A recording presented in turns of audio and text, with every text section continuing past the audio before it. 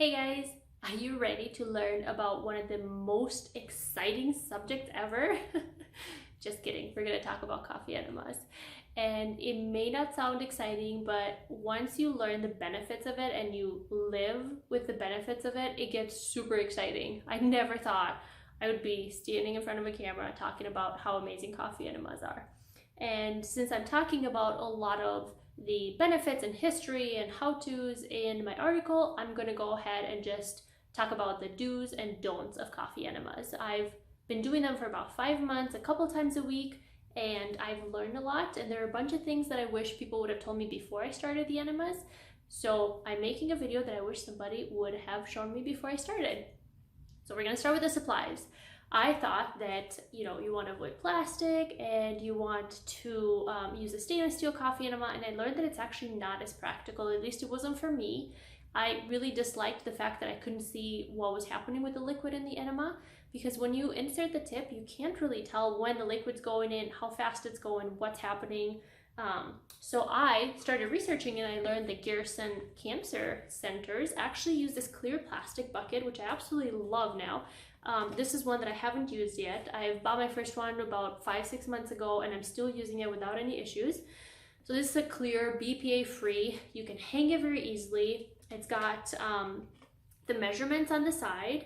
So I really enjoy that, and it allows me to see basically the liquid going in and out. That it comes with this tube that you attach to it, super easy on this little piece here. And instructions will tell you when you buy it. Basically, you cut this piece out that has, it's a lubricated end. You cut this out, and you have to attach the third piece, which is this catheter basically, and you have to make sure, obviously you cut this lubricated part, and you have to make sure you insert this all the way to here, because it could get disconnected. I've heard from other people, I've never had this issue happen. So I insert this really well, and I just kind of tug on it a little bit to make sure it's connected well. If for some reason it comes out, I just push it in a little bit more. Again, I've never had issues with it, so hopefully you won't either. One of the big reasons why I love this kit, besides the fact that I can see the liquid, is actually this end. The stainless steel buckets oftentimes come with this like hard tip, and it was not the most comfortable. This is super soft, very gentle, really easy to insert. So I'm loving my coffee enemas much more since I'm using this. That's the kit. I use distilled water to make the coffee. The kit also comes with an organic medium roast coffee, which is what you want to use. And I use little pads. I think they're called puppy training pads, and I'll have the link below to all of this stuff. And basically, so my setup is I'm on the bathroom floor. I put a couple towels, I put a little pillow, and then I put this puppy training pad on the floor under my bum to make sure that no coffee gets spilled or no mess gets made, and then you can very easily just toss those once you're done. If it's clean, you can reuse it the next time. And I also use for lubricant. Garrison Cancer Centers recommends a water-based lubricant. I personally love to use coconut oil, and a lot of people that I know use coconut oil. I've heard of some people using olive oil. All of this, of course, organic, cold press, unrefined.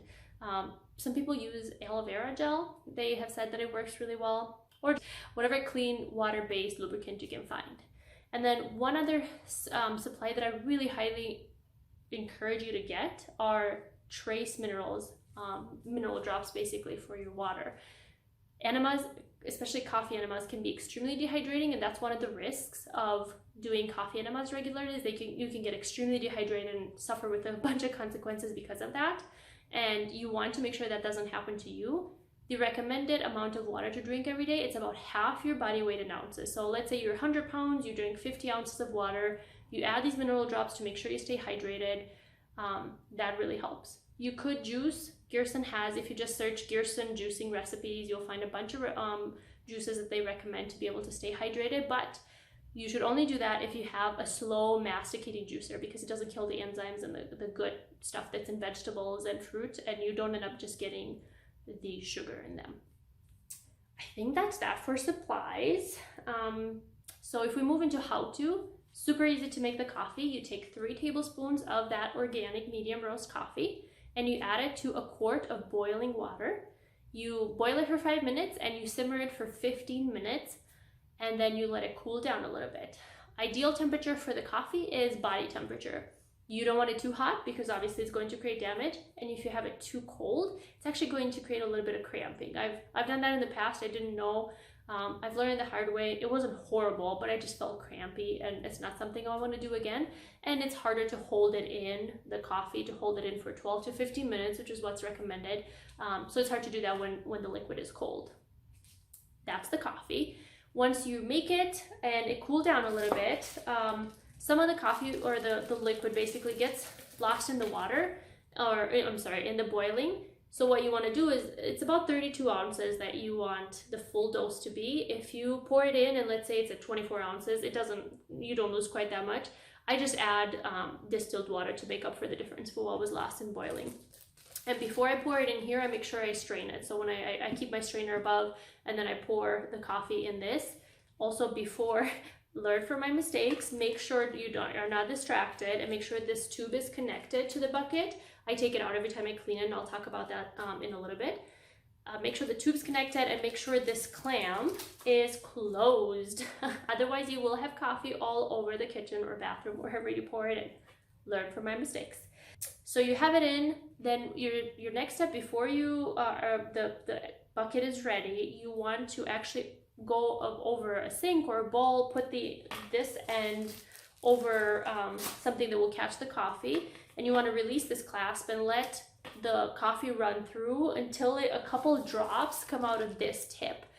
Basically, the idea there is you want all the air bubbles to be out of the tube because they're not the most comfortable to have inside you. As soon as I see a couple of drops come out, I close this, and then the bucket's ready. You want to hang this about 18 inches above you, no more than that because it's going to go too fast. You open the clasp. I don't open it all the way, or when I open it all the way, I'll just use my fingers to kind of slow down the flow because it goes in kind of fast. I don't really enjoy that, and it makes me feel like I need to release if it goes in too fast. Now, what I thought that I had to do was, I thought that if I don't fill this up to 32 ounces, get all 32 ounces inside me and hold it for 12 minutes, that I've wasted my time. Well, in the meantime, I learned that there's actually different things you can do. When you're having a hard time holding the enema, one thing you could do is get some distilled water, warm it up, put in this bucket, do a water enema first, which means you get the water in, you don't have to hold it, and then you just release. The idea is to just empty your bowels, basically. And then you go ahead and you do the coffee. You can try to do it all in once. If this is your first time, you definitely want to start with less, 24 ounces, maybe even less the first time. So you could, after you've done the water one, you could do the whole thing, or you could still break it down into two. I'm still at the point where my body's not able to take the whole liquid and hold it in. If I try to put the whole liquid, I have to release it in like 2 minutes. So I don't even pour my whole coffee, I just pour half of it. I do half of it, I release, and then I do the other half, and then I release. And you guys, something really amazing that's been happening to me is after maybe the first couple months, my body learned, and as soon as I started prepping the coffee for the coffee enema, I just had to go, and I had a bowel movement because my body knew it's time to clean up because coffee's coming. It's amazing how well our bodies adapt and work. So that was really fascinating. So before you introduce, you obviously want to lubricate the tip. So your bucket's ready, you're laying on your right side with your knees kind of pulled up towards your chest. I just dip my hand in some coconut oil. After, of course, I've washed my hands really well. You want to make sure you keep everything sanitary. And you rub the coconut oil all over, be generous with it. And then you very slowly insert about 5 to 8 inches in your rear end. It doesn't hurt, you guys. It's not as terrible as it may sound if you've never tried it. It really is not as bad. I mean, it's not pleasant or anything, but you really get used to it. And if you encounter any resistance, I think we have a tendency when this thing goes in to just kind of tighten and tense up. You just want to take a few deep breaths and try really hard to just relax, and usually that helps allow this to go in. Also, it could mean that you don't have enough lubricant, so just maybe add a little bit more to make it go in a little smoother. So the enema or the tube is in, I release the clasp, I let the liquid, I kind of hold it. If I start feeling like I really have to release, I'll stop the liquid, I'll close the clasp, I take 20 to 30 seconds, and I try to keep going. Sometimes that doesn't work. Sometimes, you know, I really have to go and it is what it is, and I go, and sometimes that works. What other people have been doing, and the ideal setup is when you hang that bucket that you can access it, because what a lot of people do, and it's a little bit gross, I know, but it works, is we have your bucket up. Once you start feeling like you have to release, you stop, or actually you don't stop the flow. Instead of stopping the flow, you lower the bucket to the same level, and then your body will naturally get some of the coffee back into the bucket. And if you have an air bubble that was trapped in there, that air bubble will come out, and then you can, after 20 seconds or so, you can slowly start releasing it and let the coffee go back in. That usually helps be able to hold this a lot longer.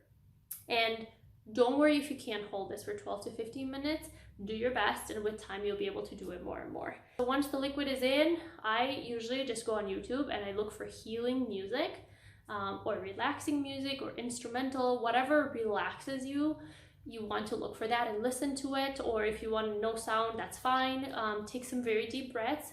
Inhale to 4, hold to 5, exhale to 7. That usually resets our nervous system and helps us relax. And it really helps me be able to hold it longer. I think that's that for the coffee enema. And for cleaning, this cleaning is super easy. I leave everything connected, and I put, you know, once all the coffee's out, I rinse this really well with hot water and some castile soap, just a few drops of castile soap. I let it run through everything, and then I rinse again, and then I take 1 part hydrogen peroxide and 3 part water, and I let it run through, again, all the tubes and everything. I wash the outside, especially of this tip. I wash it really well with hot water and soap. I want to make sure that's clean. And once it's all done, I disconnect this tube, which I was telling you earlier, and it gets pretty well stuck in there, which is good. We don't want it to come off. I dry this really easily. This tube, I actually take it, I shake as well as I can. I just hold it, you know, open, not closed like this, and I just shake it and let the water, as much as the water possible, get out. I just do that in the shower, and then I let it air dry. The same thing I do with this, where I just try to shake as much water as I can. And the cool part about this bucket is it has these little kind of holes in here that you can just connect your hose to, this little tube, and then you can just let it air dry like this. And it's handy before you do the coffee enema too, so see how handy this is? I think that's it. I talked about hydration, I talked about temperature. You guys have fun with it. Let me know if you have any questions. Feel free to message me. Let me know if there's any other tips or tricks you've learned, any questions you have. I would love to connect, and know that I could never have known how many incredible benefits I can get from doing coffee enemas. For me personally, I had a lot of chronic pain because of my chronic Lyme that the coffee enemas really helped with. I had a rash on my lips and around my face, my jaw area, that 4 doctors were not able to diagnose and tell me what it is. And the only thing that's helped keep it under control has been these coffee enemas. If I eat something and my gallbladder's upset, I can do a coffee enema and I feel better. If I have a terrible headache, within minutes, you guys, of doing a coffee enema, my headache gets better. And yeah, I've had amazing benefits. I love it. There are some contraindication, and I will include those in my article, so make sure you read the whole thing. And if you're watching this on YouTube, make sure you go in the comments and look for the link to my article so you can get the rest of the details. Thanks for listening to this whole thing. I know it was a lot. I really appreciate you guys, and I hope you have a fantastic rest of your day. Thanks. Bye.